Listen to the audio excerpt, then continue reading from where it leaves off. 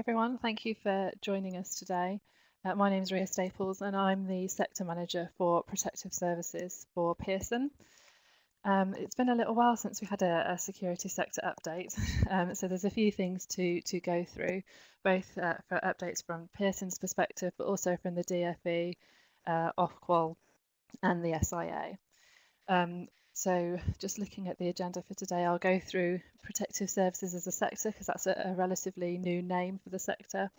Update on the two Trailblazers that we've got going on at the moment, the transition from QCF to RQF, an update on physical intervention from the SIA, and then from the Pearson perspective, we've got the new or the updated centre management handbook, the new assignments for the licence to practice qualifications, and the new quality assurance process. So first of all, I just wanted to talk about protective services as a sector. You probably will have heard of the Sainsbury review that was looking at the technical education in the UK and the post-16 skills plan that has come as a result of the Sainsbury review and adopted a lot of the recommendations. One of the recommendations was that we would now have 15 technical education routes, and protective services is one of those.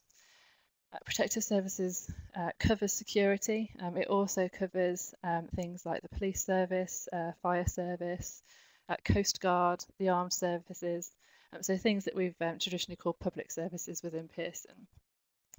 And protective services is being adopted now, not only by the DfE, but also HE. You'll see some university courses advertised under the banner of protective services, and other organisations in the work-based learning market. So, for instance, with Trailblazers and new qualifications coming forward. So protective services is the new overarching sector name, although we will still obviously refer to security as our particular sector within that sector. So the first update I wanted to give was on Trailblazers in the security sector. We've got two. We've got the security first line manager and the security frontline practitioner. And I just wanted to bring up a quick poll to find out how much, if anything, anybody knew about the new Trailblazers that are in the sector. So if you can let me know whether you've been part of the employer group for either level 2 or level 3, whether you've not been part of the group but you've seen the standard, or whether they're totally new. It looks like then that a couple of people have seen the standards, but that this is new to most people, so that's good. I can give you a little bit more information. If I move on first to the level 3 Trailblazer, this was the one that was announced first, and that's for the security first line manager. That has been around for a little while, so if you came to our last update, I think that standard had just been approved maybe a year, possibly even 18 months ago. And if you want to have a look at that standard, you can have a look at that on the DfE's website, and that will be under protective services as a sector on the left-hand side. This group has been led mainly by G4S. Unsurprisingly, I think one of the big organisations in the sector that are concerned about the levy that they're going to have to spend. So they've been leading this group. And this is new. So obviously we have the level 2 Trailblazer at the moment, but nothing at level 3. So this is a new standard for managers, specifically in the security environment. And on the side there, I've just got some of the topics and the skills, knowledge and understanding that learners will have by the time they've completed this standard.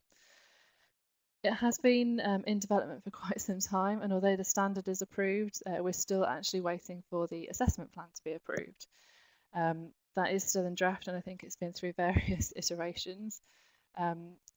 If you have seen the draft or been involved in a consultation, which you can do on the DfE website on various versions, it is proposed that there will be a level 3 qualification, a new qualification for this assessment plan.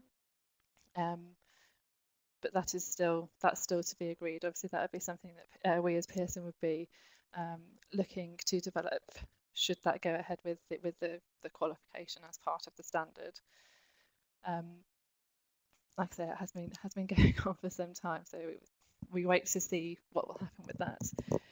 We don't anticipate that this will become part of the license to practice or the SIA regulations at all.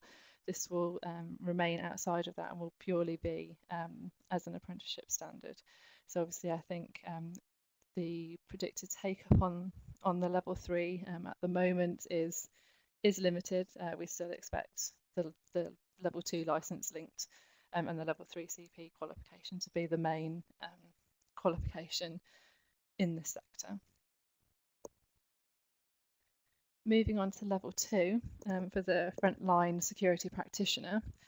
An expression of interest has been submitted to develop this, but that was submitted again some time ago and has not yet been approved for development. Obviously, we have the providing security services apprenticeship at the moment, so the proposal is that this would replace that eventually. It sort of builds on the existing PPSS apprenticeship, so it would look to cover the main knowledge and skills required for security operatives, but to then also give a broader understanding of the wider security services, and really to try and professionalise the sector and make it seem a good sort of entry route, maybe a first career choice for the sector, and something that can be promoted in school and colleges as a viable sort of first career option. So like I say in the slide, they're looking to expand on the level 2 license linked qualifications and the training that learners receive for that. And they're also looking to start recruiting younger learners and to make it a credible career path. But as I say at the moment, there was obviously been difficulties getting this approved because it is only at expression of interest stage at the moment. They haven't had approval to start developing the standards. So I think there are some difficulties meeting the DFE requirements for new Trailblazers here. As and when the expression of interest is approved, I'll be putting notices in Insight so you can have a look at the DFE website and be part of the employer group if that's something you're interested in. Just a very brief update. You will probably have heard that the QCF is being replaced by the RQF. So from now, all new qualifications that are developed will be developed on the RQF and not the QCF. And so over time, as we transition qualifications, you'll see that QCF will disappear from the qualification titles. And just the way we refer to learning time is slightly changed within the RQF. I'm not going to go into too much detail because this has been sort of in the pipeline for a while, so you may well already be aware of this. And if not, we do have a frequently asked questions section on our website just in general for the QCF to RQF transition. But the headlines, just things to be aware of, that we will now be talking about qualifications in terms of total qualification time, or TQT, and guided learning will replace the guided learning hours. There's just a very slight change to the definition of guided learning from guided learning hours. And so you may see in some qualifications that the overall credit value may change, or the GL may be slightly different to the guided learning hours. But just to reassure you, for the security license linked qualifications in particular, there has been no change to the content, no change to the SIA mandatory contact hours, no change to the length of the days or the number of days that the courses can be delivered over. So it is purely a transition phase for the security qualifications and no change in content at all. Moving on to update from the SIA perspective. You may have seen towards the end of last year and the beginning of this year that they ran a consultation on physical intervention training. You may well have been part of it. I think we put updates to it in Insight magazine. If you're interested in reading the full report from the consultation, that is available now on the SIA website. But there were two main sort of focus points for the consultation. The first was around learners that have a disability and whether that might affect a person's ability to work as a door supervisor. because of the physical intervention training requirements? And if so, the next stage from that is whether the SIA should indeed be assessing physical intervention skills for people that want to work as a door supervisor. The second element of the consultation was on close protection licence holders. As you will be aware, if you hold a close protection licence, that also entitles you to work as a door supervisor without having to do any additional physical intervention training. So the SIA have been consulting on whether that's correct or whether they should introduce a new element of training for the CP licence. So on the first part, whether the SIA should assess a person's ability to physically intervene and demonstrate their physical intervention skills. There were some concerns raised in the consultation that requiring every learner to complete the physical intervention skills unit might prevent some disabled people from getting a door supervisor licence. However, on balance, it was felt that the current approach of having the PI unit in there was correct because the need to protect public safety was paramount, really. So therefore, the SIA has decided to keep their current approach. So physical intervention skills will be remaining as a mandatory part of the door supervisor training. However, they are committed to looking into this further with some disability groups, and they are intending to issue guidance and information in the future, just to try and make it more likely that if there are disabled learners that can demonstrate the physical intervention skills, that they are not prohibited from completing the qualification or gaining the door supervisor licence. On the second part, around close protection, there was a very clear majority that voted in favour of the SIA's proposal to require close protection licence holders to undergo some sort of physical intervention training if they wanted to work as a door supervisor.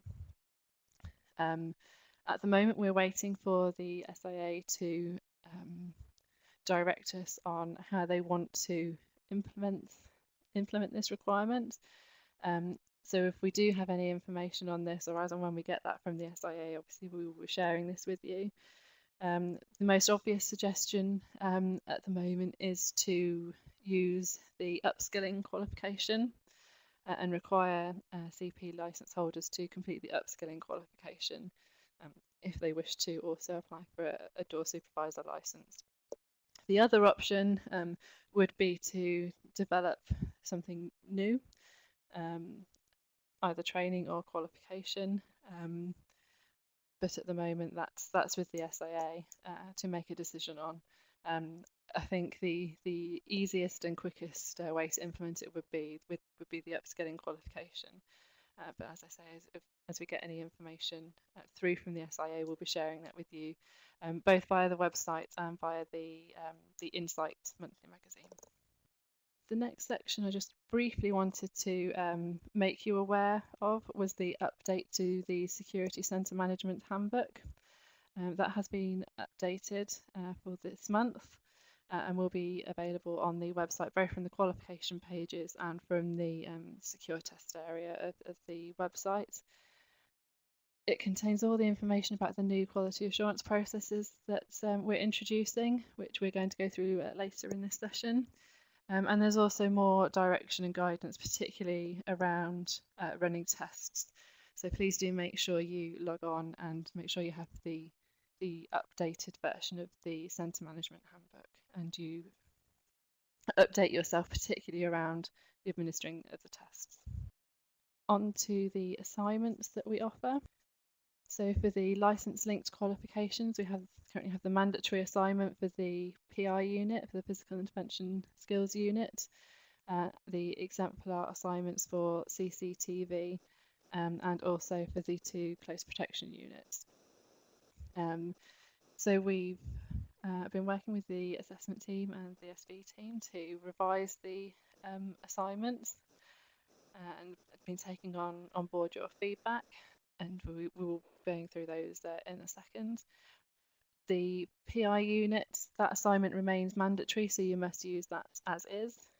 For the exemplar units, you will see that there is a notice on the front page of these qualifications that Lizzie will go through with you, that if you make any changes to those assignments, they must be IV'd before they're issued to learners, and also a record of the assessment materials and learners' answers and supporting evidence must be held securely to allow us to conduct our standards verification. So there's a poll on screen that I can see you're just completing. If you could just let us know which courses you deliver, door supervisors, CCT or close protection, and then depending on time we can go through as many of the new assignments as possible. It's multi-response, so if you deliver all three, you can tick all three. Okay, I think they're all equally as popular. Obviously, I think the door supervisor's physical intervention one is the most crucial because that is mandatory. So I will hand over now to our senior standards verifier, Lizzie Toms, and she'll go through the detail of the new assignments with you. Thanks, Lizzie. Morning, everybody. Right, so what I'm proposing to do is just to have a quick flick through so you can see what's included and what's been changed. And you will obviously in future be able to download these from the Pearson website. Just a reminder that this is secure material for the physical intervention skills. So we would expect that you would destroy copies after use. What we've done with this assignment is merged what were the two documents previously, the workbook for the learners and the observation record for the assessors. So you see on the front cover it gives you information about how the assignment is to be administered, the fact that you must not alter this assignment in any way, and also that you must keep the workbooks until a standards verification visit has taken place. This is a change from previously where we said you were to keep things for 12 weeks. So just take note of that, please. You must keep all assignments between SV visits. Okay, so we've got similar to the previous assignment, the context is set there. And then we've got questions for the learners to fill in. We're hoping these will be available in Word as well as PDF, so that if you have learners who want to complete electronically, they should have the opportunity to do that.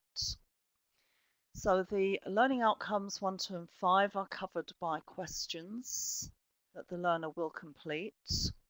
And just a reminder here with my verification hat on, if you have learners who have incorrect answers to any of those knowledge questions, you can retest them by oral questioning and make a note on the assignment that you've done that and that the learner has achieved the particular assessment criteria. The observation record we have amended, so the observation record now also includes the unit amplification. We've done that with all the revised assignments so that you can see at a glance what you're supposed to be observing if you are the assessor, and you can tick off as you see those things happen. We've tried to simplify as well the amount of pieces of paper that need to be signed by both the learner and the assessor, and indeed the IV. So from the previous version, which was extremely chunky, we're now down to, I think, about 17 or 18 pages. The summative feedback report, we have highlighted which question in the workbook matches that particular criterion. So if the workbook's been successfully completed, then that can be ticked off there. And we are asking you within the assessor observation to give some sort of summative comment about what you have observed. Okay, so can we move now please to the second one that we're looking at? Okay, we're looking at close protection. We're not going to look at both of the assignments here. We're looking at the one here for Unit 1.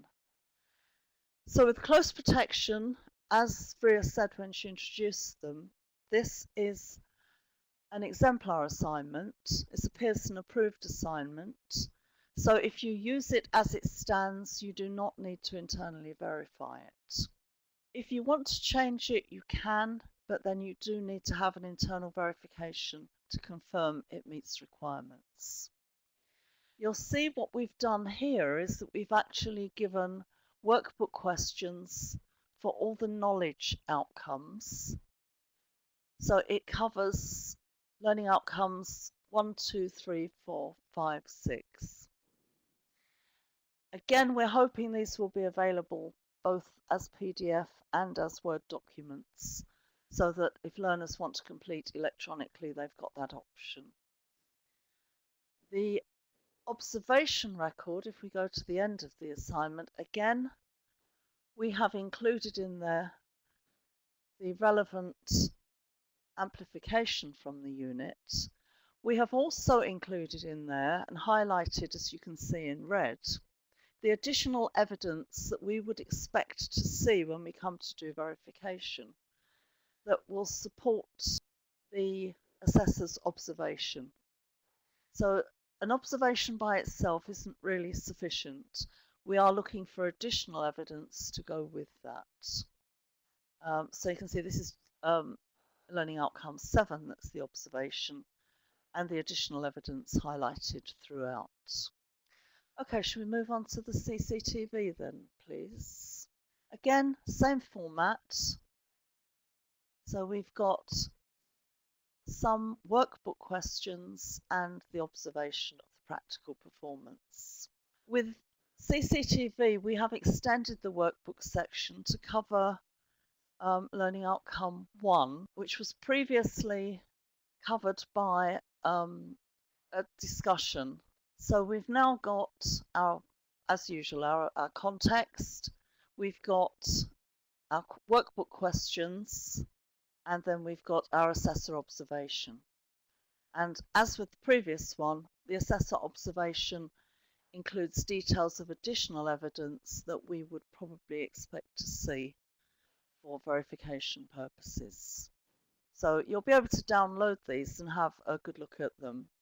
They are in draft at the moment. The final versions we're hoping will be on the website quite soon so that you can use those.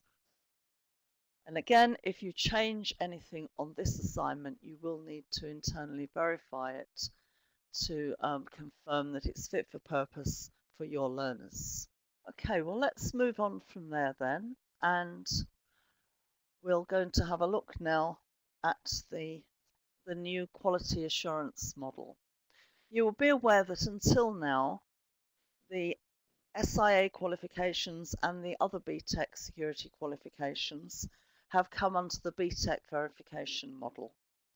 But from this September, they are going to come under the work-based learning model. You see there's a poll coming up just to find out if anybody that's attended has actually been to one of those generic webinars about the new model. The findings that are coming through suggest the majority of you haven't. So this will hopefully be a useful update. Okay, so the new quality assurance model is a work-based learning model. It applies to all qualifications now in security and spectator safety. So that includes BTEC qualifications, SIA qualifications, and NVQ qualifications. The reason for the model is really to try and make the whole verification process more effective for our customers. The model was piloted last year with 163 centres, and the outcomes from that pilot were very positive. So we're aiming to reduce the time spent preparing for standards verifier visits and the unnecessary administration that goes around that. But the principles behind our quality assurance, our standards verification, and our external testing have not changed. What's changed is the way we work with you as a centre. So from this September, so from now, all Pearson security programs will be externally quality assured using that work-based learning model and documentation. This does mean that the reports you get from your standards verifiers will look a bit different. The report form we'll be using is called an EQRF. So it looks a bit different, but it will cover the same criteria.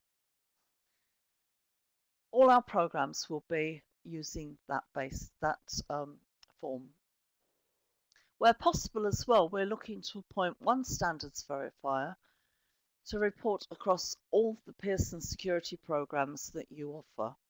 So that might be just BTEC programs or BTEC and MVQ programs.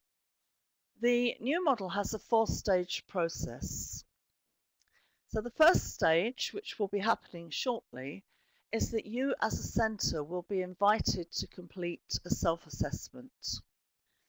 The self-assessment documentation is actually on the website now, so you can download that and have a look at it. That self-assessment documentation will be used by your lead standards verifier to work on your initial visit and your SV programs for the year. So your centre will get a lead standards verifier appointed, and that lead standards verifier will visit your centre between October and December. That's the intention. It may, for some centres, be slightly different timings, but that's the standard. The standards verifiers will verify programs at dates to be agreed with your centre. And a final risk profile will be assigned to your centre for the next verification cycle in July, August of the following year. Just a point on there, because security programs are considered high risk because they have a license to practice attached to them, you will find that the risk profile for your security programs will always be a high risk. So the normal verification will always be at least 2 visits a year. So if we go through that in more detail, first stage, you complete a self-assessment. A quick and short review of the programs that you offer, and ideally you want to be finding that documentation and completing it fairly soon. We'll be allocating you with a lead standards verifier in October, and those lead standards verifiers will introduce themselves to you and request that that self-assessment is completed and sent to them so that they can review that before they come and ensure that the visit, when they make that visit, will be beneficial to you and simplify your processes. Lead standards verifiers undertake the following. They're one single point of contact for your centre. That will be for all work-based learning provision. So if your centre offers things beyond the security, spectator safety sector, you may well find they cover those, you will find they cover those as well. They liaise with the standards verifiers that are appointed at your centre so that there's a team approach to all the verification activity. And they will support you by providing upfront guidance for your programs and identifying any issues with you ahead of your standards verification visits. For all sectors, the lead standards verifier will review what's happening in your centre, will lead the team of SVs, will act as a single point of contact and support you with the aim of improving your performance.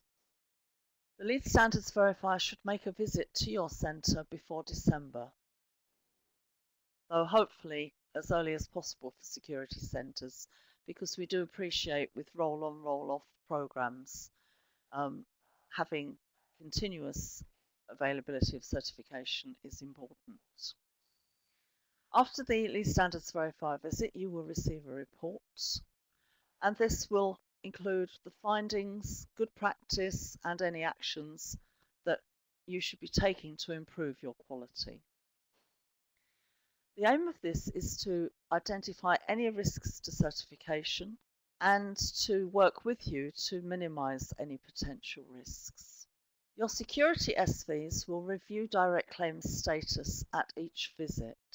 Again, this is a change to what you've been used to. We will not be giving direct claims status for a year. We will be giving direct claims status between visits to a centre. There will be a minimum of 2 SV visits each year and additional visits where volumes of learners registered and certificated is high. So obviously that will be decided with you when we look at your centre profile. That means that there could be up to 4 SV sampling visits in each academic year for centres that have a large throughput of learners and certification claims. SV sampling visits and provisional dates should be agreed in advance with the centre, the lead standards verifier and the standards verifier. Sampling size will be changing as well. The sampling size for each security programme will depend on the volume of registrations since the previous sample. And you can see the figures there. Those are also included in the centre handbook. So if you're putting a large volume of learners through, we will be sampling 20 learners each time we visit. And those samples will obviously be selected by the standards verifier, and that again illustrates why it's really important that you keep all the assessed work between visits so that the SV has access to all the work that's been used. Your centre's SV may also be your lead standards verifier. So if the lead standards verifier that is appointed to your centre is a security standards verifier, they will undertake both roles. We are hoping that the appointed lead standards verifier and standards verifiers will work with your centre for up to 4 years. So we'll get continuity of support and advice taking place. Your lead standards verifier and standards verifiers will work with you to plan the annual schedule of visits in advance. So we'll be looking at the whole academic year. We'll be working out how many visits are likely for your centre, and we'll be putting in dates when those visits are likely to happen. Another very important point to note is that unless you have freestanding BTEC programs in other sectors, you will no longer have a quality management and review visit. The lead standards verifier visit will take the place of that. Clearly, if you have got work in other sectors that come under the BTEC system, then that will persist for those sectors. So we'll be planning the SV samples, and we'll be planning them to ensure that all cohorts and assessors and delivery and test locations are sampled over time. So we'll be looking to get that comprehensive picture across everything that your centre is doing. Each time the SV visits, they will ensure that your centre is fully compliant with both Pearson and SIA requirements. Those are all detailed in the Centre Security Handbook, and we will be checking those. And obviously, you'll need to have evidence to demonstrate your compliance. Reporting for the standards verifiers will use the EQRF form, and programmes allocated to an SV at a centre will ideally all be on the same form. So again, that's the difference to what you're used to with BTEC, where you've maybe had a CCTV report, a CP report, and a door supervision report. So those will all be combined together onto the same report form. Another very important change is that SVs will be expecting to meet learners and to observe assessment. So again, a very important reason for planning in advance when the SV is going to make their visits. This will enable the SV to meet the learners, to discuss with learners how the programs have gone, and to observe the actual assessments taking place at your centre. Once the standards verifications have taken place, the lead standards verifier will use the outcomes of that to complete a final report each academic year, and will make recommendations for the verification cycle for your centre for the following academic year. As I've already mentioned, centres offering programs in security will be subject to a minimum of 2 visits because of the licence to practice status. And as previously mentioned, we'll also try to coordinate so that the lead standards verifier and the standards verifier are the same person, thus reducing the amount of people involved. So our new model is based on centre risk profiling. Just to round off, we've got the self-assessment, we've got the lead standards verifier, and we've got the sector-specific standards verifiers. All of these things added together should accurately determine your centre's performance, reduce the risk of invalid certification, and allow us to tailor our quality assurance in your centre to meet your centre's needs.